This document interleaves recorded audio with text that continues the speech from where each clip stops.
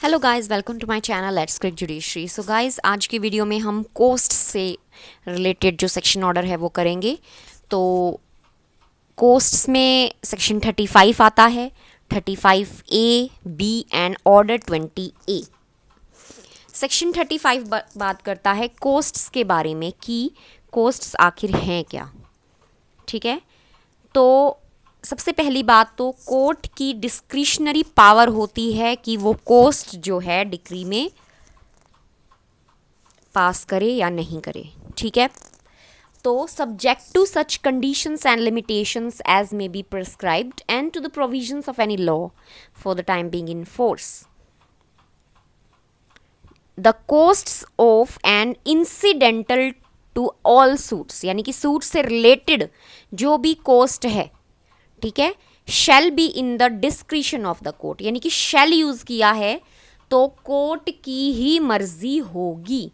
And the court shall have full powers to determine, और उसकी पूरी पावर है कोर्ट की ये पता लगाने की कि कोस्ट कहाँ से आएगी, किसकी प्रॉपर्टी से आएगी, किस पार्टी की प्रॉपर्टी से आएगी। ठीक है, एंड टू व्हाट एक्सटेंट, और कितने तक की कोस्ट उस प्रॉपर्टी में से लगनी है। अगर कोर्ट की जुरिस्डिक्शन नहीं है तब भी उसकी यहाँ पावर हो सकती है। The fact that the court has no jurisdiction to try the suit shall be no bar to the exercise of such powers. Jurisdiction भी नहीं है तब भी कोस्ट्स जो हैं लगाई जा सकती हैं कोर्ट द्वारा। तो प्रीलिम का क्वेश्चन बन जाता है। सेकंड सब रूल कहता है where the court directs that any cost shall not follow the event.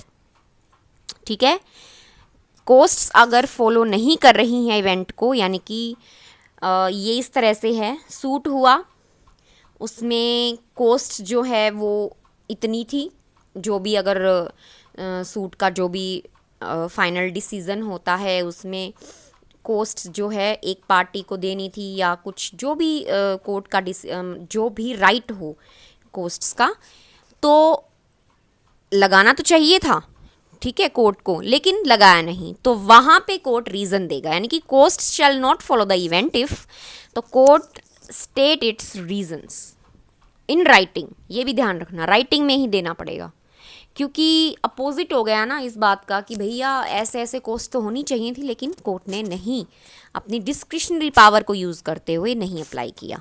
Okay, 35 में यही है। 35A कहता है compensatory costs in respect of false or vexatious claims or defences, यानी कि गलत जहाँ पे आपने कोई डिफेंस तैयार कर दिया, क्लेम तो टाइम जो है कोर्ट का वो डिले हुआ, ठीक है, वेस्ट हुआ, तो वहाँ पे क्या होगा, कोस्ट जो हैं अप्लाई हो जाएंगी। देखो क्या कहता है, सबसे पहले किस किस में, सूट में या एग्जीक्यूशन में, यानी कि अपील और रिवीजन में ये 35A अप्लाई नहीं होता है। प्रीलिम का क्वेश्चन है, मार्क कर लेना।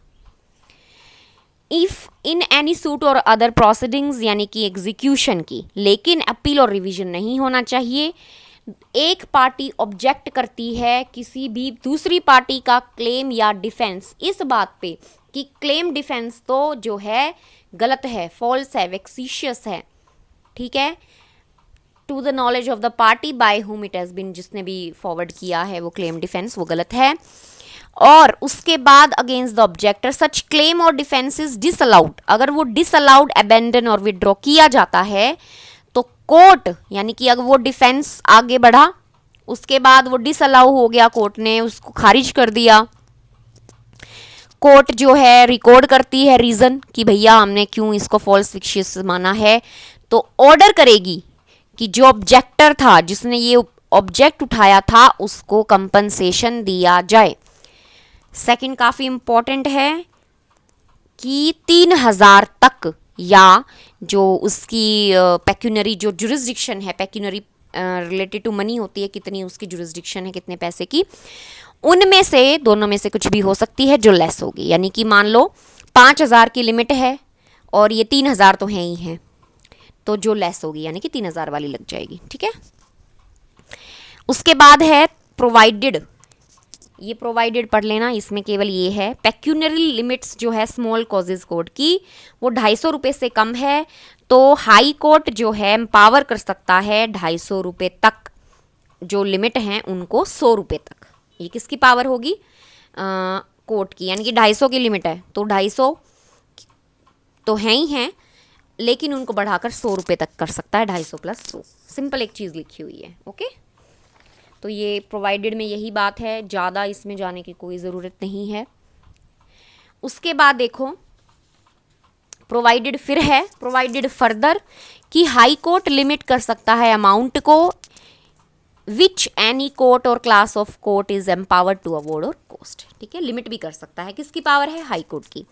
थर्ड सब रूल है नो पर्सन, यानी कि exemption from any criminal liability, यानी कि अभी उसकी चलो उसने कोस्ट भर दिया, लेकिन क्रिमिनल लाइबिलिटी से वो एग्जेम्प्ट नहीं होता है। दूसरी पार्टी जिसने ऑब्जेक्ट किया था वो चाहे तो क्रिमिनल लाइबिलिटी में भी उसे उस पर जो है सूट इंस्टीट्यूट या जो भी है, सॉरी सूट इंस्टीट्यूट बोल रही हूँ, कि आईपीसी में भी वो जा सकता है। ओके, फोर्थ में फिर है amount of any compensation awarded under this section in respect of a false or vexatious claims or defences shall be taken into account in any subsequent suit for damages or compensation. जो यहाँ पे amount है compensation, वो आप आगे किसी भी subsequent suit में भी यूज कर सकते हैं। ठीक है, सिंपल है। तो 35B उसके बाद बात करता है आप डिले करवा रहे हैं कोर्ट को, तो वहाँ पे भी आपको कॉस्ट देनी पड़ सकती है। ठीक है, कोर्ट का टाइम प्रीशियस होता है, लेकिन आपको पता है बहुत सारे केसेस वहाँ पे होते हैं तो उनका निपटारा नहीं हो पाता है, लेकिन कोर्ट में पार्टीज़ क्या करती हैं, तारीख पे तारीख लेती रहती हैं, तो वो डिले में कोर्ट का बहुत ज़्यादा टाइम ख़राब होता है। तो इसको कट शॉर्ट करते हुए ही ये 35B 1976 में ऐड किया कि भाई डिले जो है उसके फिर कोस्ट्स अगर लगाएंगे तो पार्टी ये करना बंद करेंगी या कम करेंगी। ठीक है, 35B कहता है इफ़ ऑन एनी डेट, यानी कि हियरिंग की कोई फिक्स डे की थी किसी भी सूट में, और एक पार्टी जो है उस डेट पे जो उसको स्टेप उठाने थे वो नहीं उठाए, या उसने एडजर्नमेंट मांग लिया, तो कोर्ट जो है वहाँ पर उसको कोस्ट्स के लिए जिम्मेदार ठहरा सकती है to pay to the other party. ठीक है, the court may for reasons to be recorded make an order requiring such party to pay to the other party such costs.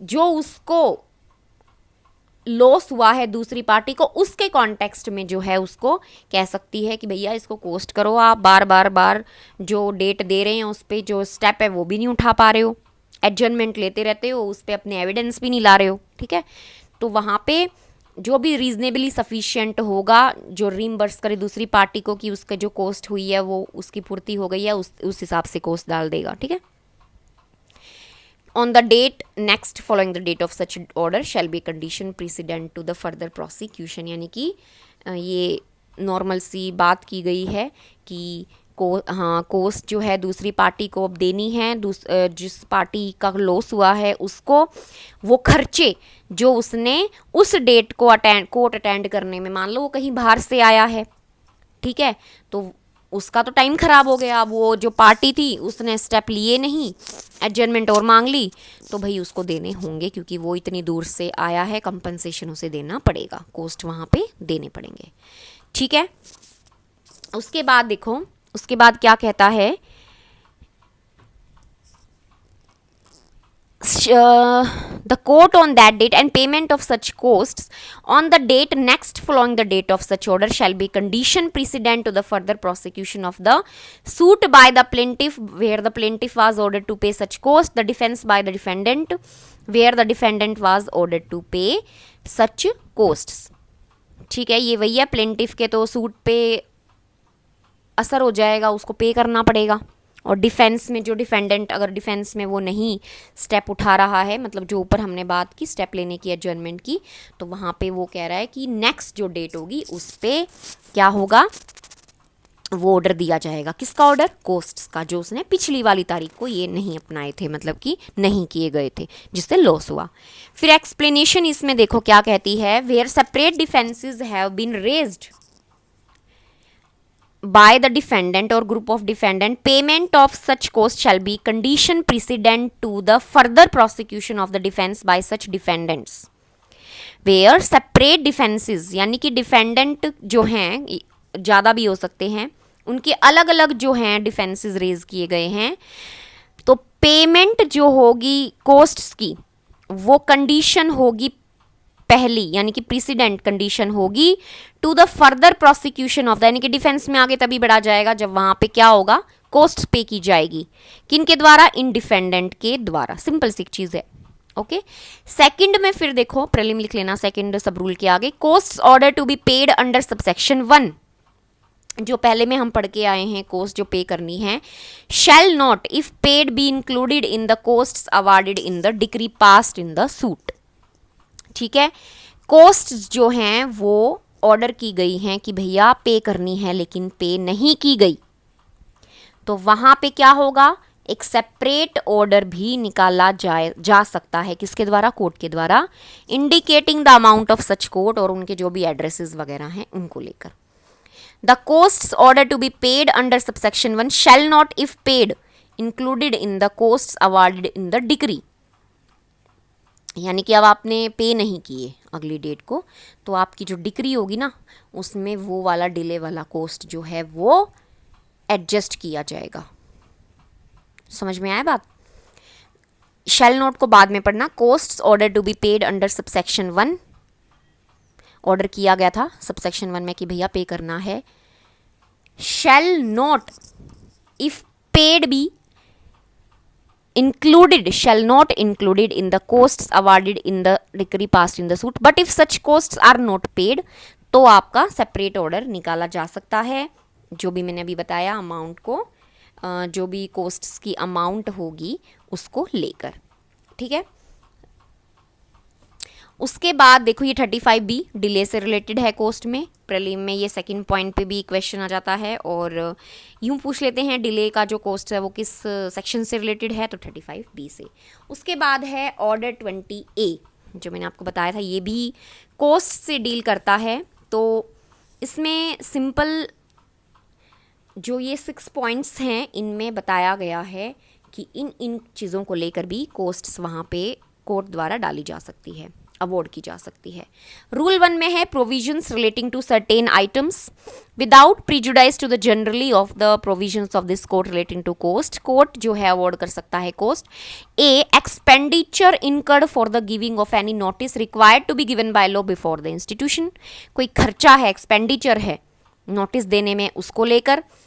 Expenditure incurred on any suit, notice which though not required to be given by law has been given by any party to the suit to any other party, ठीक है, before the institution of suit, यानी कि suit से पहले कोई ऐसा notice था जो देना था, ज़रूरत भी नहीं थी उस नोटिस को देने की, लेकिन दिया गया, वो भी खर्चा उठाने का, कोस्ट का अवॉर्ड कर सकती है कोर्ट।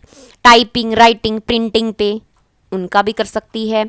डी में है इंस्पेक्शन करना है किसी रिकॉर्ड का, उन पे भी कर सकती है। किसी विटनेसेस को बुलाना है, सम्मन तो नहीं किया लेकिन फिर भी उसको बुलाना है, उसको भी जो खर्चा एक्सपेंडिचर है वो कोर्ट अवॉर्ड कर सकती है। अपील चार्जेस जो भी हैं, पार्टी जो जजमेंट की कॉपी, डिक्री की कॉपी निकलवाने के लिए होती है, तो वहाँ पे भी कोस्ट दिए जा सकते हैं। सेकंड फिर सब रूल है costs to be awarded in accordance with the rules made by high court, यानी कि जो रूल हैं रिगार्डिंग कि भैया कितना कोस्ट देना है पार्टी को, तो वो भी कौन डिसाइड करेगा? हाई कोर्ट करेगा। सिंपल है। तो आपको ये 3 सेक्शन और ये ऑर्डर समझ में आया, और 20 कोस्ट से रिलेटेड। तो वीडियो को लाइक और चैनल को सब्सक्राइब कीजिएगा। Thank you.